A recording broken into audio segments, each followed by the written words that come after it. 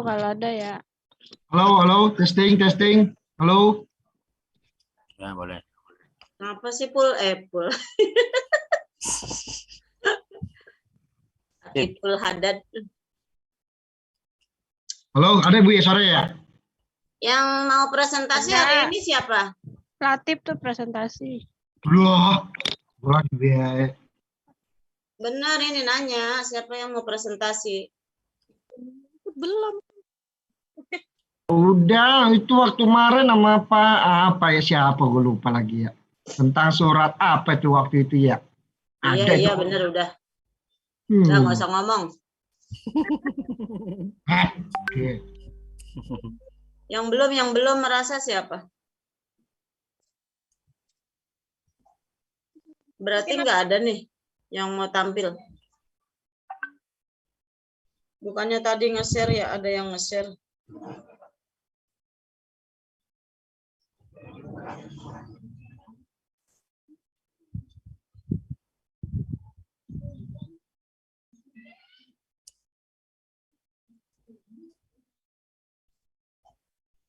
Sudah mas.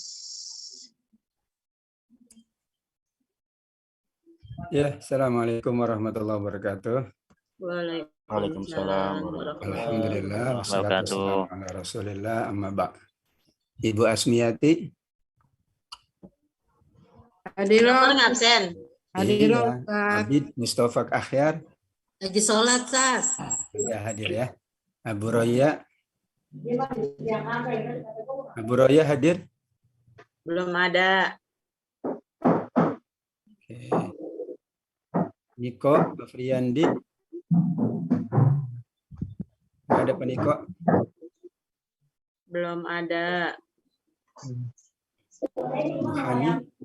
Hadir Ustaz. Ya, Nur Aini. Nur Aini ada? Betul, Prof, orangnya. Neneng hadir tadi. Prof. Elvira. Hadir Prof. Marfu'ah. Hadiro, Prof. Usman Syaufi. Belum masuk. Belum masuk. Oke, sebentar. Ini kita pertemuan ke-14 kan? Iya. Iya apa enggak ya? Oh iya. Ke-14 betul. Bentar, Harusnya udah selesai nih. Selesai, Prof, hari ini. Ya, saya lihat di akademik bentar, Pak kalendernya. Saya pernah nge-share ya. Iya. Kita di sampai Nomornya mana? keberapa?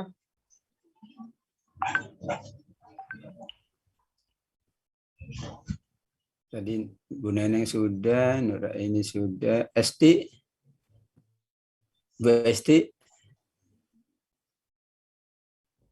Pasti belum masuk. Elvira. Elvira ada. Hadirah Baik, Prof. tadi udah. Oke, sebentar. Marfu'ah sudah, Usman sudah, Ahmad Fubi Belum Budi. masuk. belum masuk. Tri Amanah. Ria Amanah izin Pak Dokter sedang akan melangsungkan akad nikah tanggal 10. Masya Oh, kebetulan Allah. beliau tidak ikut Pak Dokter. Oh gitu. Iya, untuk apa namanya Tafsir Tarbawi nggak ikut karena sudah pernah di UIN. Tapi namanya ada di sini ya. Iya, masih terdata. Oke, baik. Pak Sunardi, Hadir, Prof. Resvita Sari, hadir. Marini. Marini ada? Marini Yuni. Hari ini belum. Pak Syaiful Bari ada. Pak Syaihuni ada. Ada Prof, hadir. Susilawati. Ibu Susilawati. Hadir Prof. Pak Hadir Opik. Prof. Ya, Pak Opik. Hadir Dok. Pak Ilyas. Hadir. Hasfina. Hasfina Dini Utami. Mas Pinang nggak ada. Oh enggak. Emang itu 12 Ya, apa dia belum? sering nggak ada kabar, Pak Dokter. Oh gitu, ya Allah. Atika, Abdul Halim. Abdul Halim bukan kita. Hmm. Ya, Neneng Murtafiah. Ibu Hadir. Neneng ada? Iya. Ada. Ida Farida ada. Muhammad Bishrul Karim. Nggak ada. Itu bukan ini mahasiswa kita. Iya, itu udah selesai kalau nggak salah saya ngajar itu. Pak Dokter Nazma ngambilnya Rahayu. dari mana ya absennya? Ya saya di e-learning. Oh, Nazma, di e-learning. Mungkin dia salah kamar kali. Nazma Rahayu. Nazma Rahayu izin karena lagi sakit di kampung ibunya. Masya Allah. Pak Taufik. Pak Taufik ada? Mohon izin Pak Dokter, Ya. Ana Hadirah, Siapa? Ana Hadirah WST. Oh iya. Terlambat, sholatnya terlambat tadi. Ibu Julia. Ada. Julia. Ayat Ramadan. Hadir Pak Prof. Muhammad Latif ada tadi. Saifur Rahman ada. Tadi yang baru hadir Ibu Hasfina ya? Bu Esti.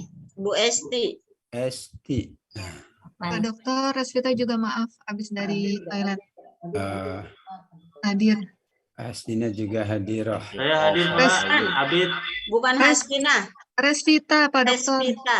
Oh, Resvita. Hasfina belum ada kabar. Resvita. Ya, Pak Sebentar. Dokter. Abid hadir Pak Dokter. Ya, semua sudah hadir ini. Minggu lalu saya hadir. Insya Allah. Baik, silakan dimulai. Siapa yang akan menyampaikan presentasinya? Enggak. Harusnya yang presentasi hari ini tuh kelompok 6. Cuma kemarin kan minta barengan tuh Pak Dokter. Jadinya udah selesai. Jadi Pak Dokter sekarang. Udah selesai semua?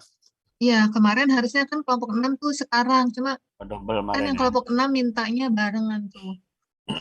Sama kelompok 10. Iya, Dua soalnya pemakalan. kelompok 6 waktu itu sempat dibecandain nanti di akhirat aja gitu.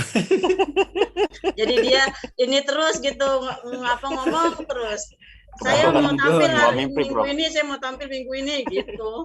Akhirnya minta sama Pak Dokter jadi 2 pemakalah kemarin. Oh. Ya Allah, saya tidak paham ini. Sampai nggak bisa tidur katanya diomongin. Padahal nggak ada apa-apa itu, Bu. Biasa. Iya, bercanda. Kita bercandain lagi di grup. Apa tuh, Profnya?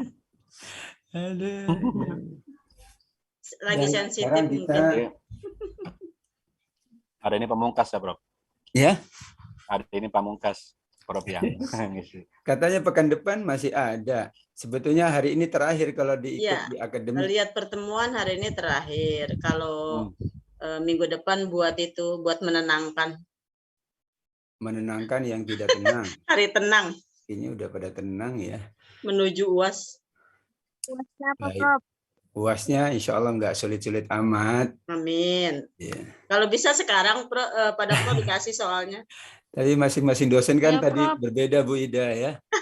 Ya. Pengennya dikasih duluan Pak Kopi Dokter. beda, saya beda. Kalau sama namanya bukan dosen itu. Kalau sama namanya guru sekolah. Iya, Prof. Ya kalau dosen itu memang harus beda katanya. Kalau sama bukan dosen. Kalau sama itu guru sekolah. Itu guru sekolah itu sama Bercanda. Prof. Iya, saya modalnya begitu ya. Kadang nggak pakai absen. Nah, memang karena dosen. Kalau guru harus absen semua itu. Baik, kita bahas terlebih dahulu beberapa catatan yang sudah dibahas oleh Bapak Ibu semuanya. Kalau di persiapan UAS yang sudah saya siapkan, soalnya, ya, karena permintaan secara akademik untuk UAS itu ada soal yang harus diupload di web ya, di e-learning. Maka itu menjadi kebutuhan secara akademik, karena itu menjadi borang akreditasi program Pascasarjana. Yang kedua adalah kebutuhan ya dalam rangka memenuhi unsur-unsur di dalam sebuah perkuliahan ya. Kalau UTS memang ada kebijakan menggunakan tugas atau menggunakan soal ya, tapi saya sudah siapkan ya apa yang menjadi catatan besar kita untuk persiapan UAS Bapak Ibu semuanya. Yang pertama adalah tentang metode dan model pengajaran. Tentu metode merujuk kepada alat untuk kita menyampaikan pembelajaran, menyampaikan materi. Sedangkan model lebih kepada gaya penyampaian. Metodenya bisa ceramah, tapi kan modelnya macam-macam ya. Masing-masing punya model, punya gaya, punya corak. Fulan ya metodenya sama. Metodenya dengan ceramah misalnya, tapi modelnya beragam. Metodenya misalnya dengan penugasan, tapi kan modelnya macam-macam itu tugas. Maka ini yang pernah Bapak Ibu sampaikan tentang metode dan model pengajaran. Kalau kita rujuk kepada ayat, maka metode itu ya yang bersifat prinsip, tapi model itu bersifat teknis. Nah, misalnya ud'u ila sabili rabbika bil hikmati wal mau'izatil hasanati wajadilhum billati hiya ahsan. Surat An-Nahl 125. Kalau kita mengacu kepada metode, memang ada 3 metode yang Allah sampaikan. Ada hikmah, ada mau'izah, ada jidal.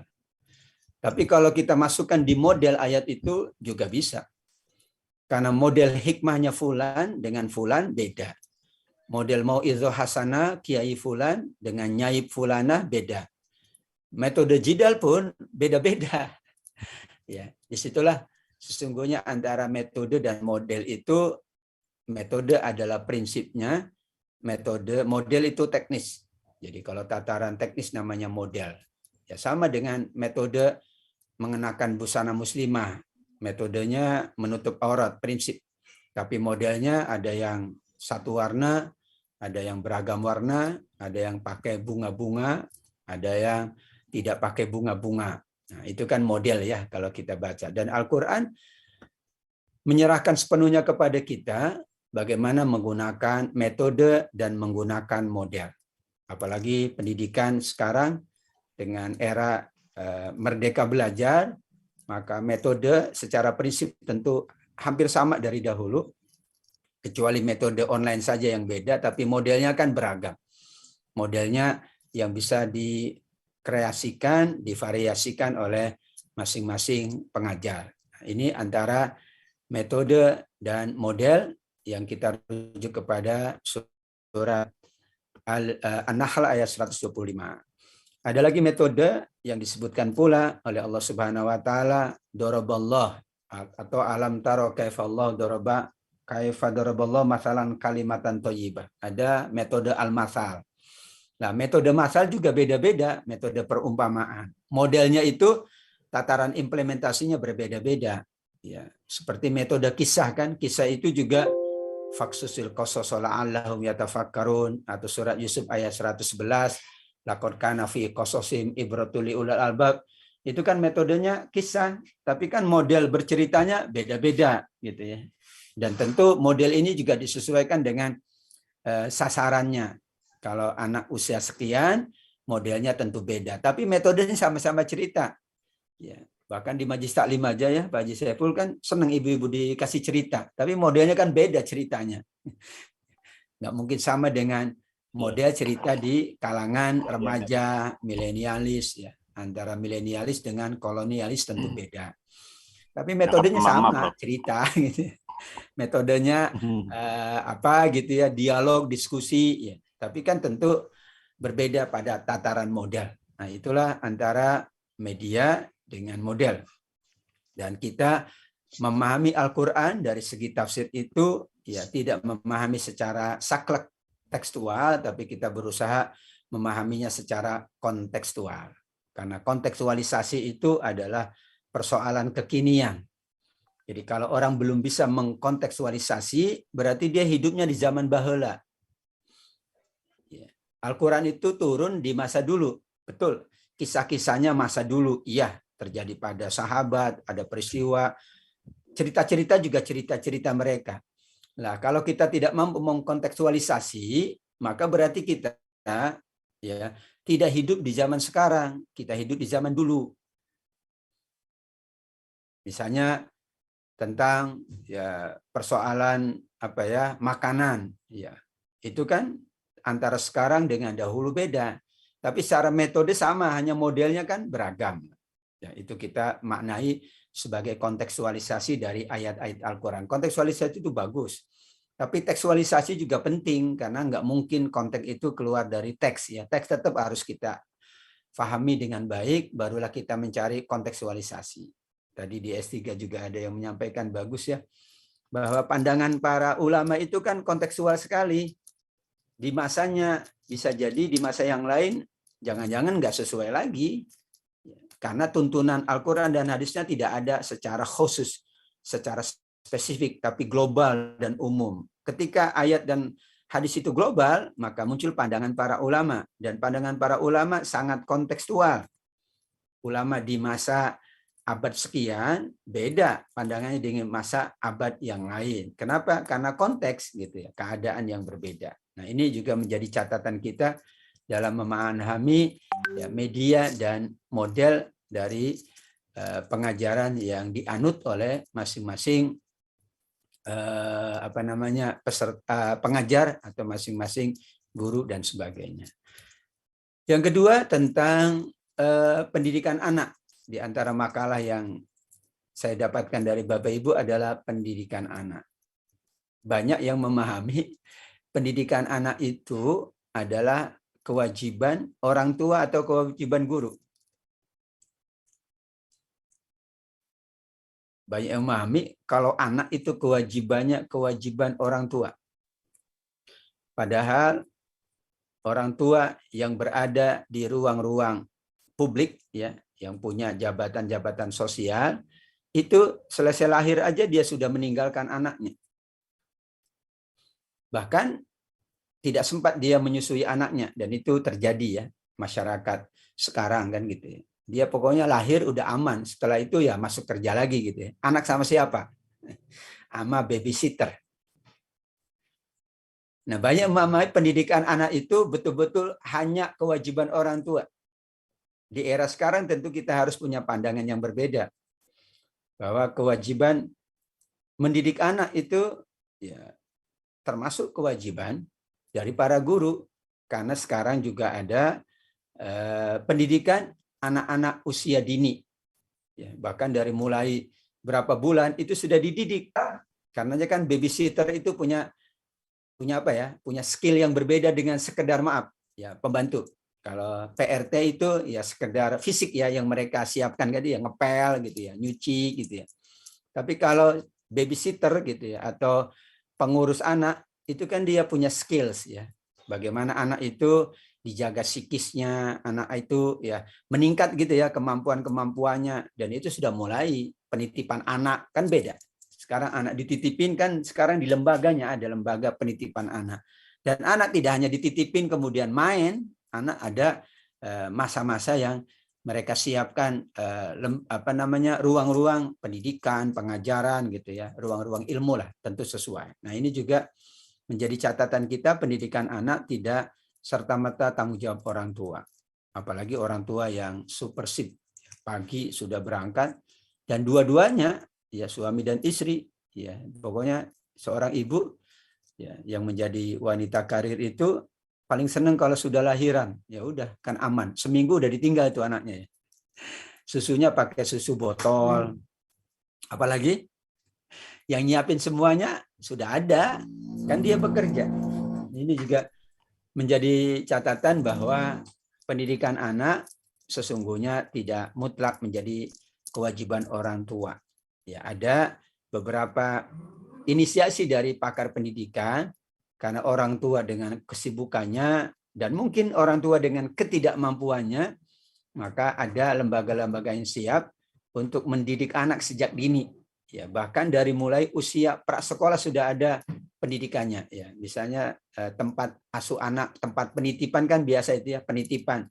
Itu pokoknya semuanya dititipin gitu ya, dari A sampai Z dititipin, nanti sore diambil gitu ya.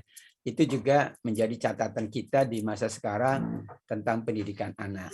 Namun biasa kita rujuk pendidikan anak itu kan misalnya tentang wasiat Luqman kepada anaknya.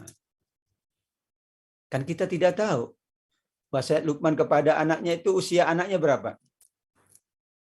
Ada yang tahu nggak? Yang jelas kemungkinan besar, kemungkinan ya, usia anak dari Luqman, wa idh qala Luqmanu libnihi, yaitu usia, mungkin kalau kita katakan sekarang, usia sekolah. Misalnya kalau sekarang SD, dulu ada TK, ya sekitar 5 atau 4 tahun lah kira-kira. Jadi usia sekolah. Nah usia 0 sampai 3 itu usia apa? Nggak ada pesan Allah di Al-Quran.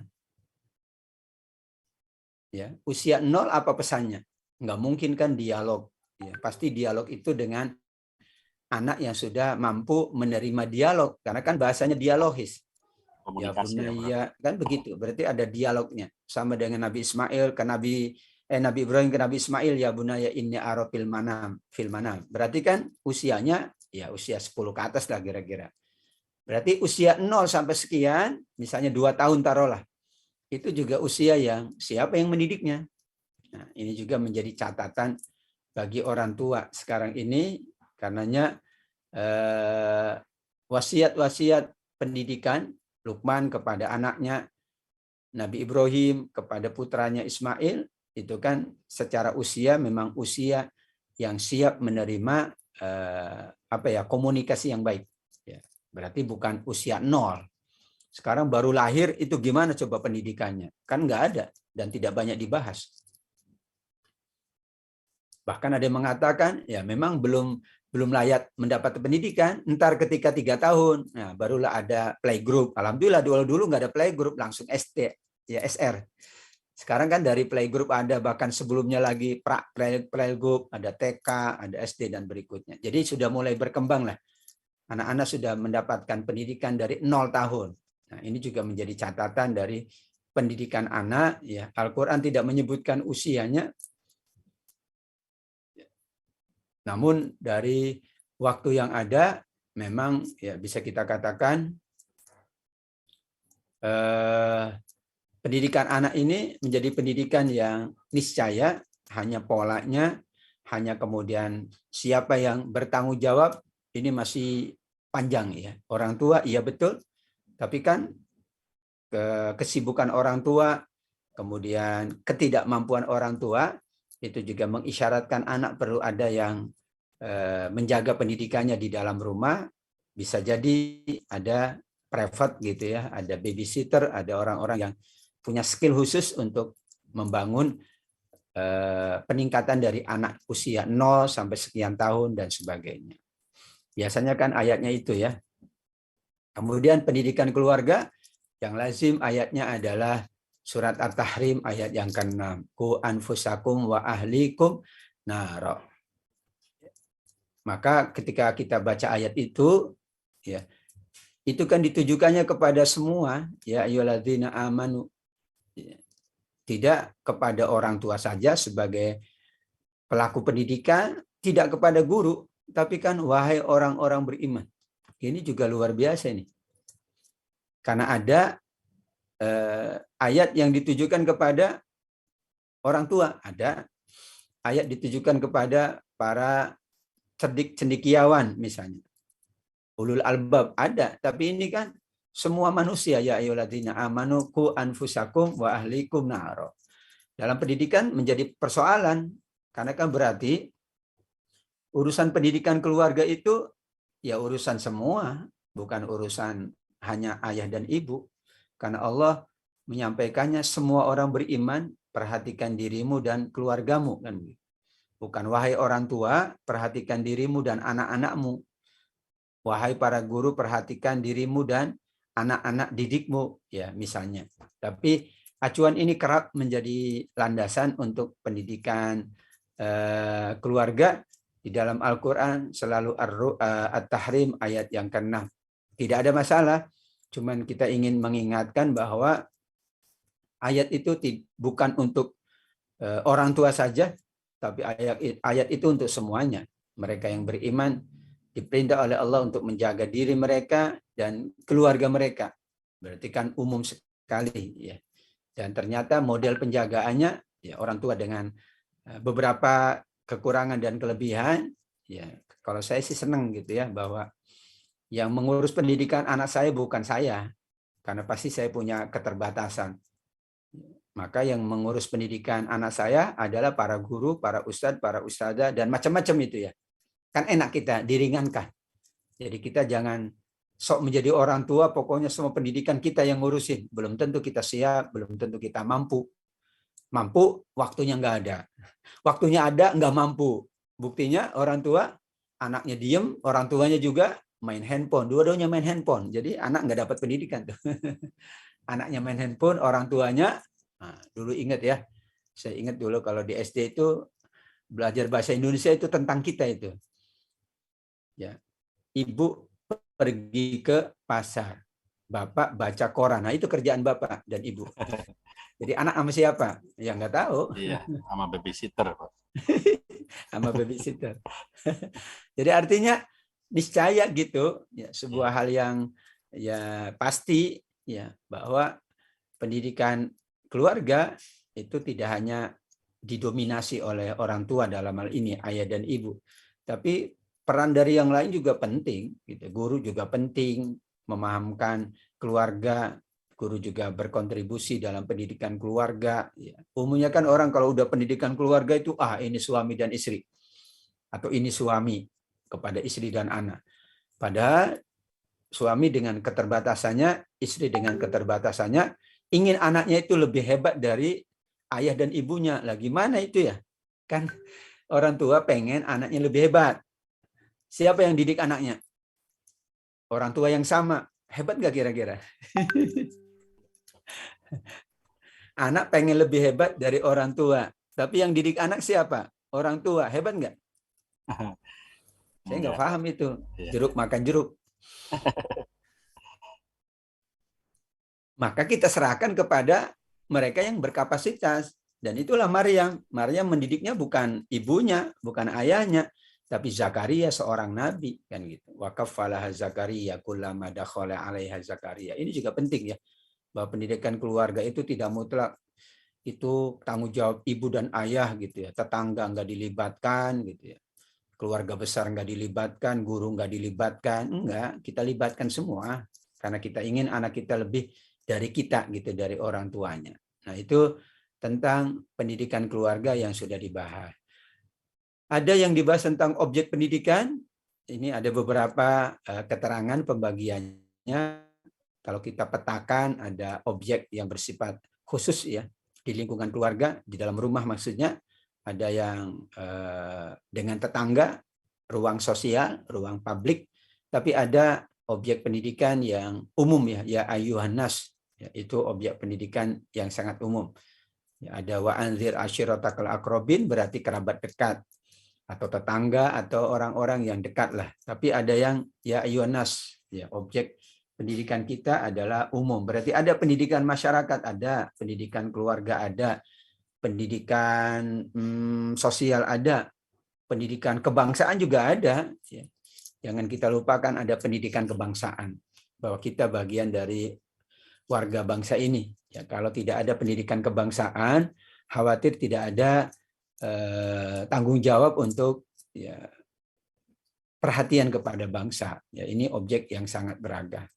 Kemudian yang berikutnya tentang lembaga pendidikan yang sudah dibahas. Ya, lembaga pendidikan, ya kita memahami ada 3 lembaga, formal, informal, dan non formal. Tapi formal Al-Quran tidak menyebut, Nabi juga tidak menyebut, karena dulu lembaganya namanya masjid fi buyutin atau la masjidun ussisa ala taqwa. Memang lembaga utama dahulu pendidikan itu masjid. Tapi kan tidak salah. Kalau kita memahami masjid itu adalah ruang yang sangat fleksibel. Ya.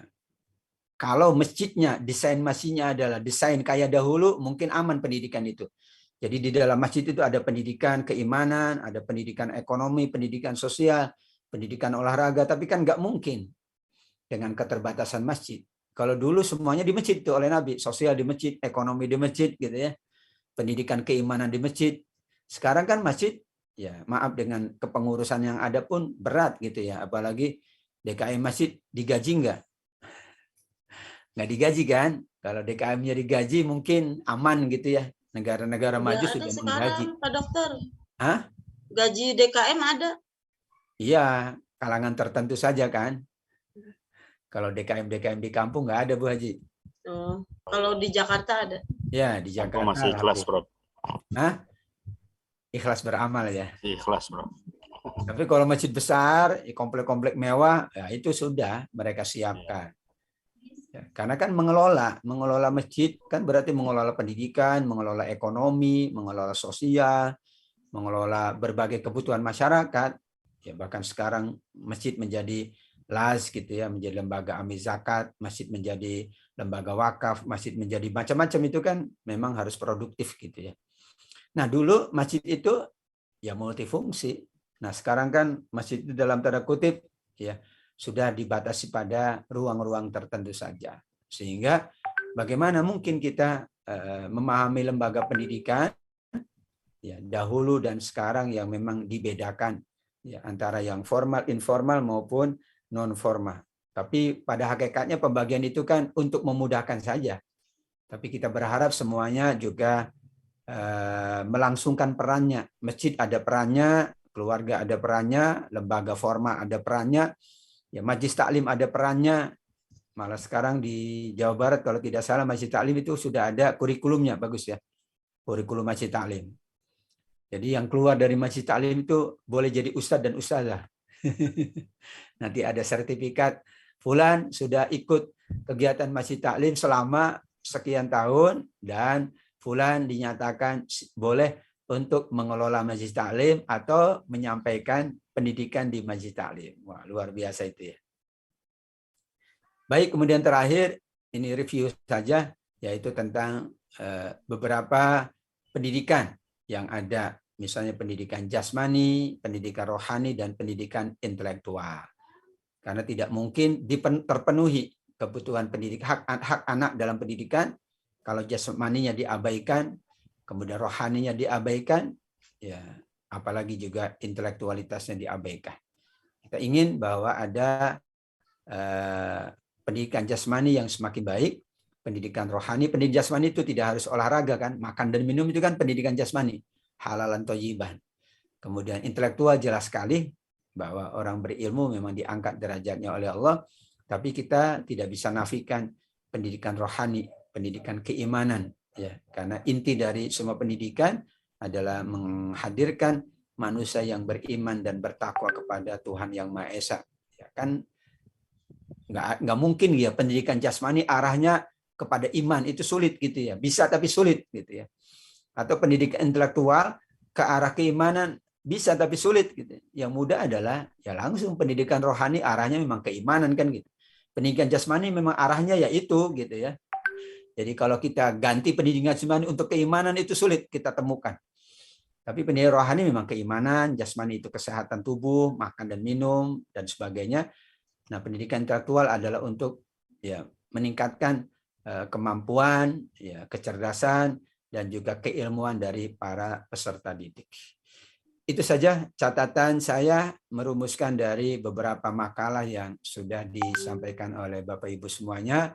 Dan tadi yang saya sampaikan akan menjadi rujukan dalam UAS yang akan dijalankan pada akhir bulan Januari. Demikian Bapak Ibu, kalau ada yang mau disampaikan dipersilakan.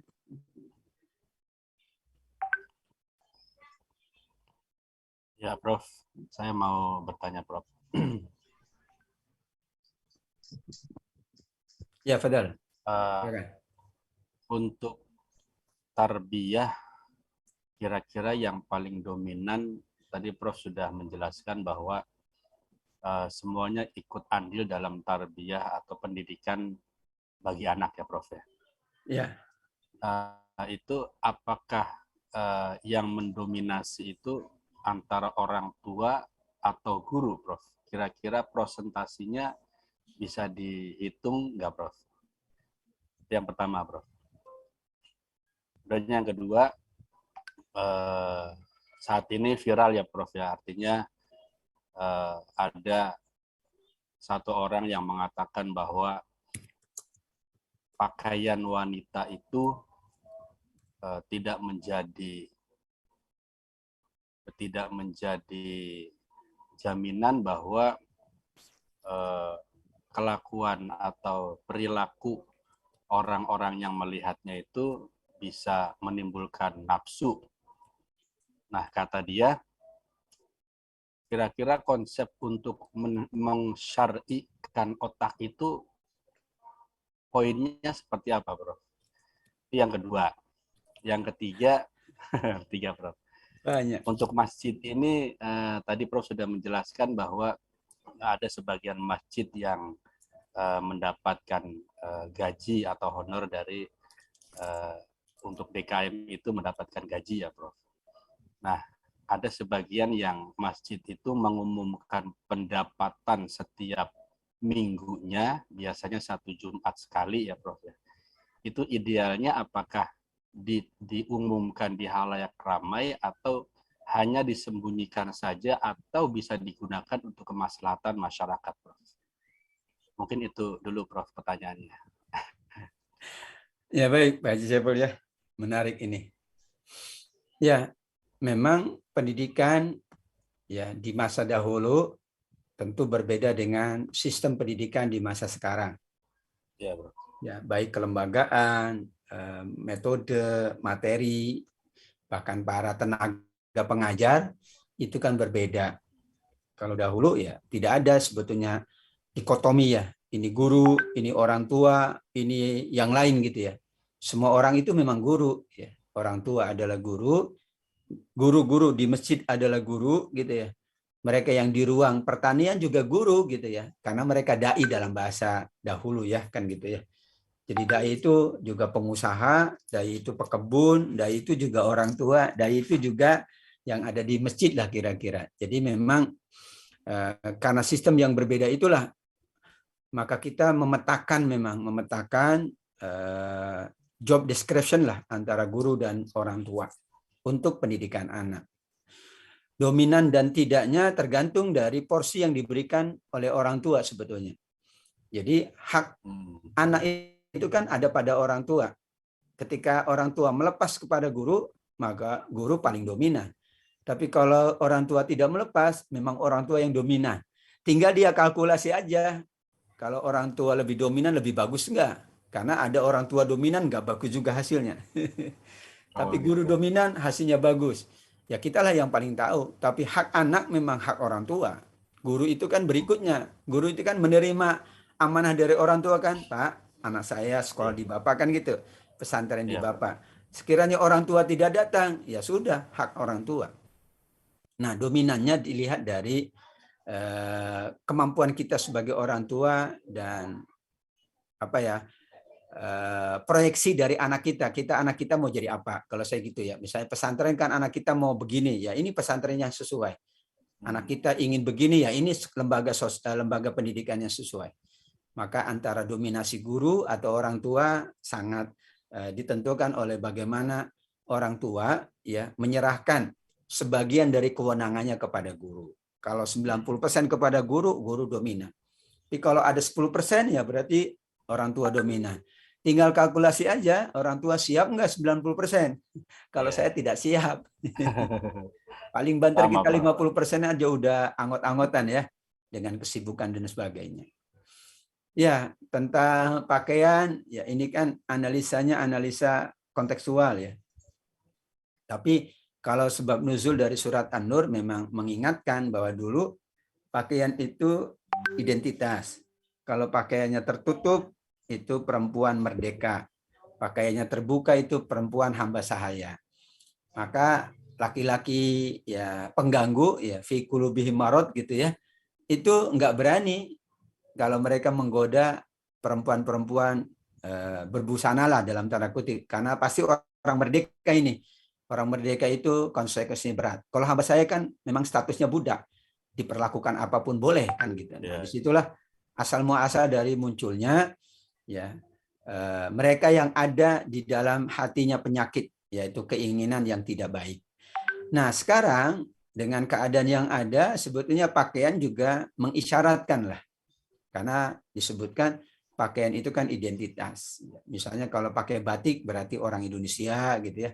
Kalau pakai sorban, jubah orang Timur Tengah misalnya, kan itu identitas. Nah, bagaimana? Apakah ada irisan dengan gejolak nafsu? Sebelum pakaian itu Nabi Allah sudah perintahkannya adalah menundukkan pandangan kan, yaghuddu min absarihim. Sebetulnya itu kalau pakaiannya dijaga, pandangannya nggak dijaga juga sulit. Atau pandangan dijaga, pakaian nggak dijaga juga sulit juga ya. Maka ayatnya kan dua, kullil mu'minina yaghuddu min absarihim. Jadi pertama memang pandangan, karena sudah dikatakan oleh hadis Ali bin Abi Thalib kan bahwa an-nadhru sahmun min sahmi iblis. Jadi di antara benih-benih panah beracun adalah pandangan kan. Makanya orang yang tidak punya penglihatan itu aman. Orang pakai baju apapun nggak ada masalah kan gitu ya. Nah sekarang kan kita penglihatannya normal gitu ya. Dan kita juga punya normal lah, gairah juga normal, semuanya normal.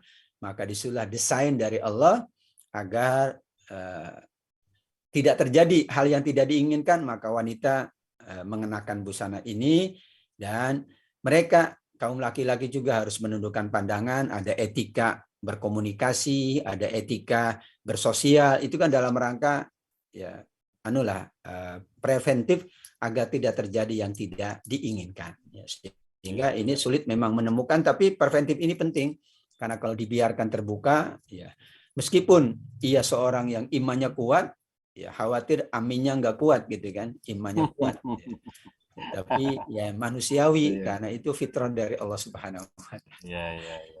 Ya, masjid itu memang ada DKM kan, Dewan Kemakmuran Masjid. Ya, Prof. Dan posisi dari pengurus masjid sama dengan posisi pengurus zakat, wal amilina 'alaiha. Dia punya hak. Hanya tentu kearifan kita lah, kearifan lokal. Kalau masjid itu yang besar, ya tentu kan akuntabilitasnya tinggi. Perolehan sekian, alokasinya harus disebutkan. Untuk gaji pengurus boleh dan tidak ada masalah. Memang dibolehkan dulu di masa awal Baitul Mal, ya di masa Umar kan, ya para guru ngaji itu kan diberikan dari Baitul Mal. Berarti kan pengurus masjid, imam-imam. Sekarang pun Masjidil Haram kan imamnya tentu dipenuhi haknya, kan dia manusia juga, ada makan, ada anak dan sebagainya. Tentu apakah itu diumumkan atau tidak nanti dilihat dari kelayakan lah yang ada di masyarakat tersebut.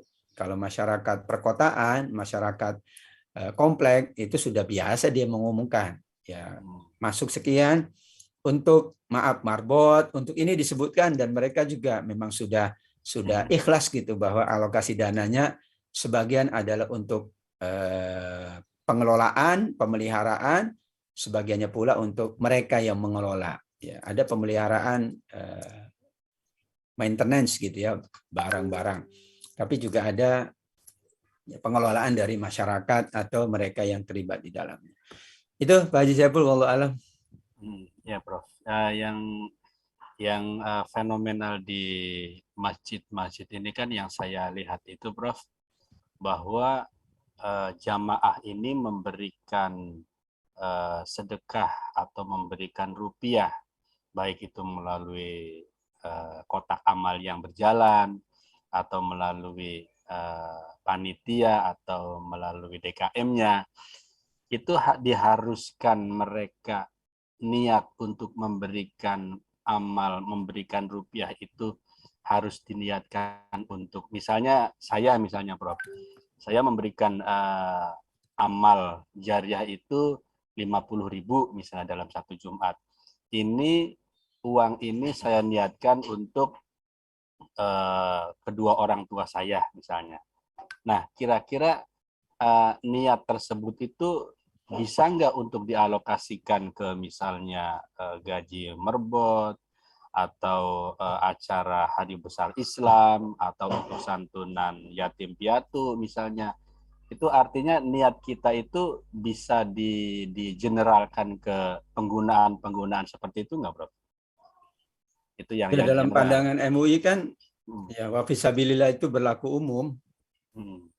Jadi semua mereka yang terlibat dalam pengelolaan ibadah, pengelolaan pendidikan, ya itu boleh kita alokasikan dari dana-dana yang masuk dari ZIS, ya, zakat, infak, dan sodaqoh. Dan kata fisabilillah memang sudah diperluas oleh para ulama, tidak hanya mereka yang berada di medan perang, tapi semuanya mereka yang mendedikasikan di ruang peribadatan gitu ya, marbot, kemudian imam masjid, demikian juga mereka yang di lembaga pendidikan gitu, para kiai, para guru, boleh wafisabilillah.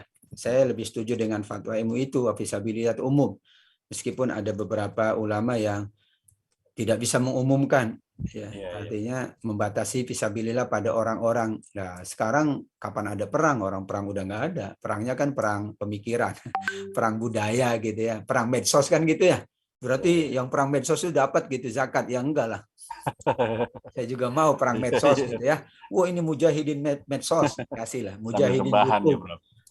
Jadi artinya ya keleluasaan dari fisabilillah itu dalam rangka memenuhi ya, beberapa unsur-unsur peribadatan, unsur-unsur keilmuan, karena kita membutuhkan mereka kan. Tanpa kepesertaan mereka mungkin kita sulit untuk mendapatkan beberapa tambahan-tambahan. Nah, dan dibenarkan oleh MUI bahwa wafisabilillah itu untuk guru ngaji, untuk para mereka yang berkiprah di dunia kemasjidan, para pengurus, dan mungkin para kiai di lembaga pendidikan pesantren yang notabene mereka ya membutuhkan itu karena mereka mengalokasikan waktunya untuk sebuah tanggung jawab keumatan yang besar. Kalau itu tapi begini, Prof. Kita kan nggak tahu niat masing-masing orang itu beramal, misal sebagian ada yang punya niat ini untuk pembangunan masjid, kita niatkan gitu. Itu bagaimana, Prof? Bisa digeneralkan nggak, Prof? Ya, sebetulnya kan ada dua, ada yang muzaki atau munfik musaddiq, dan ada amil yang penerimanya. Artinya kalau amil itu kalau muzaki munfik itu apapun ya, yang penting yang pemilik harta itu meniatkan apapun, kan dia tidak perlu juga harus menyampaikan niatnya kepada amil, kepada petugas. Misalnya ya, dia sudahlah Pak, saya serahkan sepenuhnya nih, percaya sama Bapak, ini zakat saya, infak saya, sedekah saya yakin dengan pola manajemen yang ada di sini, yakin semuanya tersalurkan dengan baik gitu kan gitu. Itu paling enak. Karena yang paling baik, yang paling tepat saja ya, Pak ya. Dan para muzaki paling tepat, ya udah saya bayar zakat saya Pak, ya, terserah Bapak mau diapain kan gitu. Ya, karena berarti husnuzon ya. Kalau dia belum apa-apa Pak untuk masjid dia Pak, lah kami ini masjid udah ada yang lain, kan khawatir uangnya tidak terberdayakan dengan baik. Misalnya di situ masjid udah bagus, sementara yatim tidak terberdayakan misalnya. Ya, itulah kenapa ada amil. Amil itu yang mengelola gitu ya. Tidak hanya sekedar ya udah saya serahin aja sama orang-orang, ya nanti tidak terjadilah transparansinya, tidak terjadi, kemanfaatannya tidak terjadi, bisa numpuk saja, nanti dananya hanya numpuk di orang tertentu, yang lain, kelompok lain tidak mendapat misalnya, itu kan berarti tidak amanah seorang amil. Maka paling baik seorang muzaki munfik musaddiq nggak usah menyebut, dia cukup saya niat zakat, udah saya niat infak sedekah, selesai. Untuk apanya serahkanlah pada amil. Kecuali kalau dia tidak pakai amil ya, di jalan gitu ya, udahlah terserah dia. Pak ini Pak ya untuk beli makan. Nah, tapi kata orangnya saya udah makan Bu, boleh nggak untuk beli kuota? Ya silakan aja kan gitu. Anak sekarang maunya kuota, nggak mau makan. Kan kita gitu, Pak. Ini ya, untuk sekolah. Pak, sekolah saya gratis gimana coba? Ya. Untuk buku. Untuk buku, sekarang nggak ada buku, pakai e-book misalnya. Iya. Itu kan gitu. Nah, karenanya yang bijak itu, ya, munfik, muzaki, itu nggak usah menyebut sih. Karena sudah niat itu, niatnya saya niat berzakat, saya niat sodako, nggak perlu disebut niat sodako untuk karpet masjid. Nah, karpet tidak ada. Nanti tahun depan udah ada lagi. Kasihan uangnya mengendap kan. Ya sudah, fisabilillah Pak, terserah Bapak. Saya percaya sepenuhnya. Untuk apapun saya percaya. Karena Pak, yang ditanya nanti bukan muzaki, yang ditanya adalah ambil oleh Allah. Kemana saja itu uangnya kan gitu. Muzaki nggak ditanya lagi, udah selesai. Ketika dia sudah meniatkan saya niat zakat, udah dia nggak ditanya oleh Allah. Yang ditanya adalah pihak kedua yang bernama amil, lembaga, badan, dan sebagainya. Ya. Artinya menurut Prof, kira-kira ini idealnya pendapatan masjid itu diumumkan atau disembunyikan, Prof? Kalau saya mending diumumkan. Diumumkan. Tapi ada sebagian yang punya argumentasi, kalau pendapatan di masjid itu diumumkan, alhamdulillah dapat, saat ini terkumpul dana 500 juta, itu kira-kira menyakitkan orang-orang fakir miskin di sebelahnya nggak, Prof? Ada kans seperti itu nggak, Prof? Ya ada sih, karena juga kan begini, masyarakat miskin juga harus teredukasi dengan baik bahwa dia tidak boleh menjadi mustahik selama-lamanya. Berharap dia menjadi muzaki kan gitu. Jadi ketika dia mendengar, oh ini berarti orang sini sedang dalam kondisi sulit, biasanya dapat sekian kok sekian, dia juga harus paham. Kan kemarin ini pandemi itu memang menurun drastis, tapi edukasi juga untuk mustahik. Oh iya, memang pandemi ini mungkin masyarakat sedang down juga, ya kita harus paham. Dan nggak ada masalah, justru melatih para mustahik itu juga mereka betul-betul memang punya hak itu, jangan sampai memaksakan haknya juga. Ya, akhirnya mereka menjadi mustahik sampai hari kiamat, kan kasihan. Kalau bisa turun-temurun jadi mustahik 7 turunan, kan berarti anaknya nggak meningkat, kasihan ya. Kalau bisa kan cukuplah orang tuanya mustahik, anaknya jadi muzaki. Jadi justru edukasi untuk masyarakat, ketika diumumkan, oh berarti kompleks saya sedang ini nih sepertinya, ya, dia lihat lagi gitu ya. Oh berarti sudah terpenuhi ini, oh banyak sih, insya Allah negatifnya lebih sedikit dari positifnya. Tapi kalau tidak diumumkan kan khawatir masyarakat nebak-nebak, suudzon gitu ya, terutama masyarakat kompleks. Nah ini uangnya kok nggak diberitahu, kami ini mau infak lagi kok, kayaknya udah cukup-cukup aja kan gitu ya, bisa jadi. Ya antara mustahik dan muzaki penting untuk disampaikan informasi perolehan dari kas masjid itu untuk transparansi, ya, trust dari masyarakat, ya, sehingga ya kalau antara petugas dengan masyarakat trust kan enak, tapi kalau ada suudzon, ya, khawatir nanti masyarakat juga ogah gitu, pengurus juga ogah juga lah, akhirnya masjid tidak makmur dan para mustahik juga tidak meningkat, para muzaki juga semakin masa bodoh. Ya akhirnya udahlah masyarakat itu sangat membutuhkan uluran dari yang lain, kan makhluk kita kalau sampai satu komplek ngambilnya dari yang lain kan gitu, berarti komplek itu tidak bertanggung jawab kan. Terima kasih, Bro. Saya sepakat dengan pendapat Bro tadi, penjelasan bahwa mereka para mustahik diedukasi ya, Bro. Betul. Agar tidak turun-temurun mustahiknya. Tapi kenyataannya di satu daerah justru anak dan cucunya jadi mustahik, Bro. Jadi semakin banyak bikin anak, Bro. Iya, karena literasi zakatnya masih lemah. Kita tuh literasi paling lemah. Literasi zakat ya. Memang angkanya di bawah 50%. Literasi itu kan semua orang memahami zakat itu apa, konsepnya gitu, infak sedekah, tidak hanya untuk muzaki, untuk mustahik. Maka keberhasilan yang disanjungkan keberhasilan Umar bin Abdul Aziz, karena tidak ada yang ya, berhak menerima zakat, semuanya jadi muzaki. Kita kan berharap begitu kan, tujuan dari basah kan begitu ya, mengangkat. Kalau mengangkat itu kan yang muzaki tambah muzaki, yang mustahik menjadi muzaki, namanya mengangkat. Kalau menjatuhkan yang muzaki jadi mustahik, yang mustahik terus jadi mustahik. Ya, oke. Terima kasih, Prof. Syukran. Sama Afan. Prof. Assalamualaikum Pak Dokter. Waalaikumsalam warahmatullahi Saya sedikit mengganjal tadi dengan yang Prof bilang bahwa dalam Al-Quran itu kan kontekstualnya itu kan harus kita perhatikan, dan kemudian dikaitkan dengan pengasuhan anak ya. Saya khawatir gitu dengan yang tadi Prof sampaikan, dokter sampaikan, ibu yang baru melahirkan kemudian merasa bahagia gitu kan menitipkan anaknya gitu. Ya, sedang ada, Pak.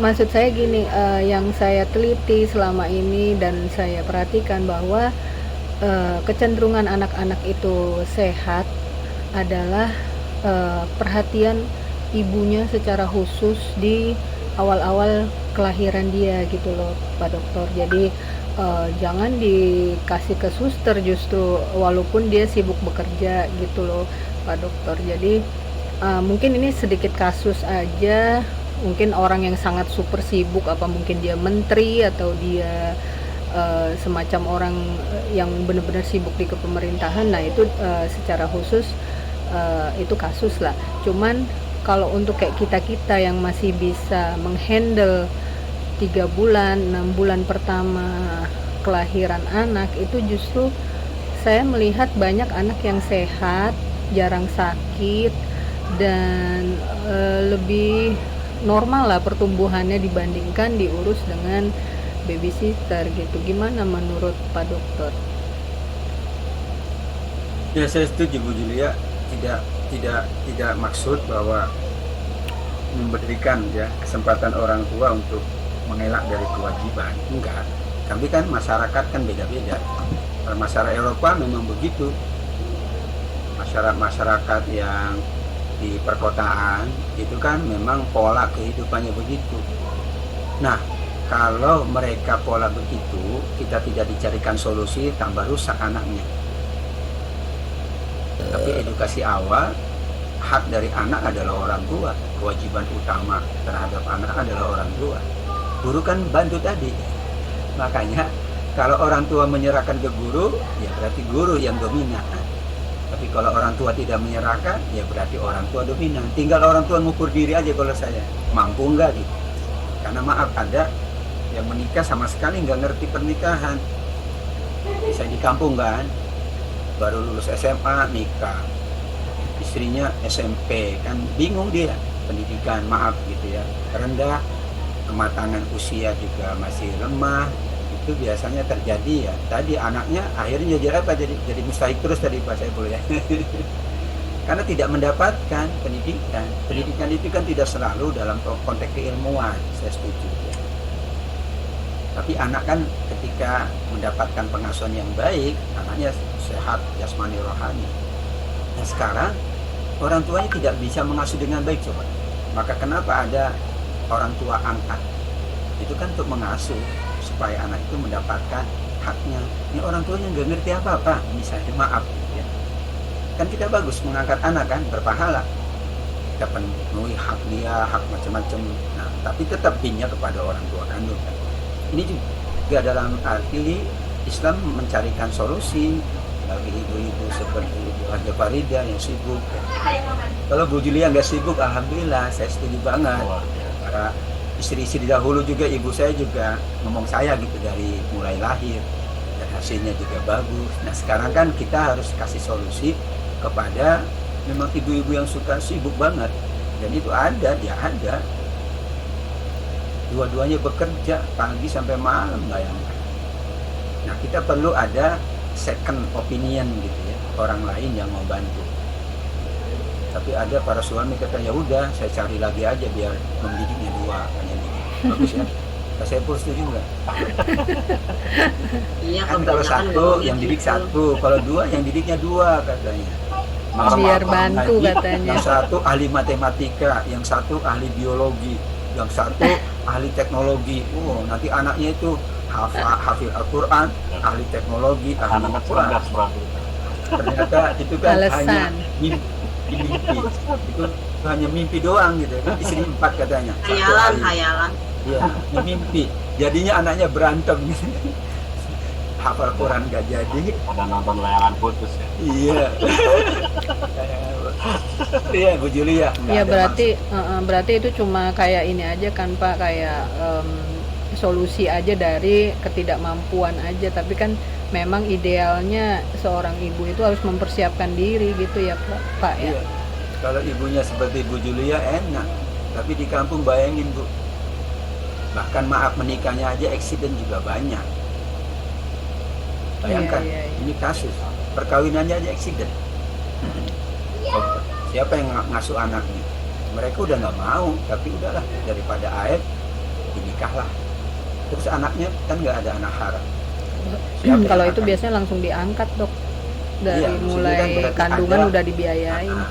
ada solusi gitu kan. Iya. Sekarang ada orang tua sibuk banget itu banyak sekarang itu. Akhirnya anaknya kan jadi loneless ya, jadi keheningan gitu, tidak mendapatkan kasih sayang orang tua, terjadilah sesuatu yang tidak diinginkan kan, anak merasa ya udahlah. Nah, kalau anak itu tidak disiapkan pendidik yang lebih bagus, ya anak itu rusak. Daripada rusak dua-duanya, lebih baik salah satunya aja gitu. Baik Pak Dokter, makasih. Baik Bapak Ibu, sudah pukul 5, saya kira cukup ya, itu saja gambaran umum, nanti bisa kita diskusikan lagi. Tapi pekan depan sepertinya sudah tidak ada perkuliahan kalau menurut kalender akademik. Tapi insya Allah kita bisa bertemu mungkin semester depan atau di ruang tesis, di ruang ujian tesis. Ya, insya Allah banyak ruang untuk kita bertemu, karena pendidikan ini tidak hanya di ruang kelas, tapi insya Allah di berbagai ruang. Curhat ya, Pak. Iya, ruang tesis tuh. Iya, Insya ruang Allah. tesis, ruang macam-macam. Baik, Ruang insya Allah atau curhat. ruang masjid, ruang yang lain ada. Tapi Ya. nggak boleh curhat sama bapak-bapak ya. Kenapa Bu Ida? Kan katanya sesuatu itu tidak boleh diceritakan. Apa-apa. Kan yang mendengar Tergantung ilmunya dapat dong Bu. dipercaya Bu, nggak boleh cerita kepada orang yang tidak dapat Ya, dipercaya. maksudnya curhat gitu. Kalau untuk ilmu mah iyalah kepada siapapun. Yang curhatnya apa Bu? Jadi ilmu, Bu. Curhat. Nggak jadi deh. Ya sudah. Baik, insya Allah demikian. Terima kasih atas kebersamaannya. Ya, mohon maaf apabila ada hal yang kurang Kami berkenan. seluruhnya mohon maaf lahir batin ya Pak Dokter, kalau dalam Iya, mata Pak kuliah, Dokter. dalam pertemuan ada yang menyinggung atau tersinggung atau banyak yang malas atau tidak masuk atau lain sebagainya, tidak buka kamera dan lain sebagainya. Kami mohon maaf yang seluas-luasnya mewakili seluruh teman yang ada. Anda. Mohon Baik. dibukakan pintu maaf supaya UASnya mudah. Oh gitu. Amin. Udah kelasnya dikirim dulu. Ujung-ujungnya ke situ. Yang ikhlas toh Bu. Itu udah ikhlas banget. Kelas itu. minta maaf ya kelas. Banyak dosa kalau mahasiswa sama dosen. Iya maaf ya Dok, sama suka aja. bercanda nggak Kita kan karuan. juga bukan mahasiswa dalam arti mahasiswa gitu. Kita semua orang tua ini, para guru orang tua, ngerti lah istilahnya. Saya menganggap Bapak Ibu soalnya bukan mahasiswa, tapi para guru, para orang tua. Boleh S1, nah itu mahasiswa betulan gitu. Maka kadang saya absen tidak begitu ini karena saya menganggap Bapak Ibu itu para guru, para tokoh dan para ustadz-ustadzah, para guru. Kalau S1 saya absen gitu. Kalau udah tua-tua ya Pak. Iya, Biar kenal Pak Dokter. ini udah kenal semua ini. Kalau ngabsen kan jadi kenal. Dia aja ada yang belakangan jawabnya. Saya nggak kenal. Pak dokter katanya mau ngabsen. Sudah selesai. Udah Oh, udah tadi. selesai. Ya, Udah di awal ngabsennya, Oh. kemarin di akhir. Oh, dapat. Saya masuk ya Bu Hajat. tadi saya muntah pagi duluan. Saya masuk ya Bu Hajat tadi. Pak Taufik hadir. Nah, jangan khawatir absen Tapi aman. Kalau ngomongnya saya sama Pak Taufik lah. absen mah aman bagi saya mah tenang aja Bu. Saya tadi hadir. Hadir semua tenang. Perjalanan tadi pagi ini ke Halo Sabsen. Pak Topik lo, ayo lo. Ya, terima kasih. Kita tutup dengan alhamdulillah. Alhamdulillahirabbil Alhamdulillahirrahmanirrahim. Baik, mohon maaf. Assalamualaikum warahmatullahi wabarakatuh. Waalaikumsalam warahmatullahi wabarakatuh. Terima kasih Pak Dokter. Ya, ini bukan pertemuan terakhir, insya Allah ya. Ya. Iya. Siap Pak Nggak usah Dokter. pakai syukuran, nggak usah pakai syukuran. Kan Bu Ida mau syukuran itu ketemu offline kan. Belum bakar-bakar, Boleh, Bro. Bu Dokter mau disyukuran. Kalau uasnya bagus, syukuran baru. Ah iya benar benar. Iya, betul. Bisa.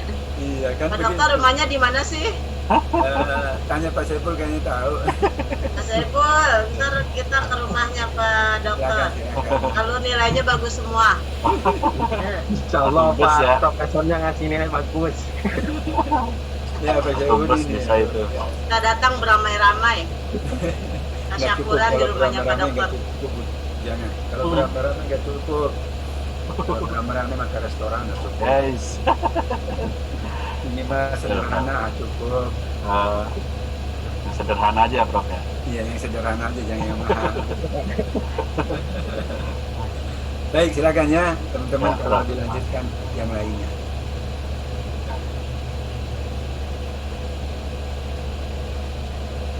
Udah kan?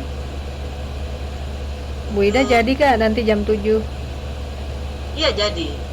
Ya udah. Kuliah Prof Dedi jam 7 malam sampai jam 8.30 ya. Aduh. Jatuh pada nanti malam Sabtu, pertemuan duanya Minggu malam Senin, sama jam 7 juga. Nanti pertemuan ketiganya di malam Sabtu, sama seperti ini Jumat depan. Minggu keempatnya di malam Senin. Masih banyak, Bu. Selesai 4 kali lagi Pak. Jadi Tidak satu minggu dihafal, aku Bu. 2 kaliin pertemuan. Karena kalau 4 minggunya nggak mungkin bisa, kita 21 sudah UAS. Kalau Pak Fuad nggak jadi 4 pertemuan Bu? Kalau Pak Dokter Fuad besok kalau dia online 2 kali pemakalah Berarti 2-2 ya? ya 2-2, jadi minggu depannya 2, minggu ini 2. Ya udah. Nah untuk besok nih antara tatap muka atau tidak ya, ba'da maghrib ya diumumkan di grup Baiklah. gitu. Tetap aja aku nggak Karena masih datang. menunggu kesesuaian antara kampus dengan kita. Baik. Kita sama-sama lab dulu ya, Ya. biar baterainya terisi dulu. Oke. Oke, assalamualaikum. Salam. Oh, wabarakatuh.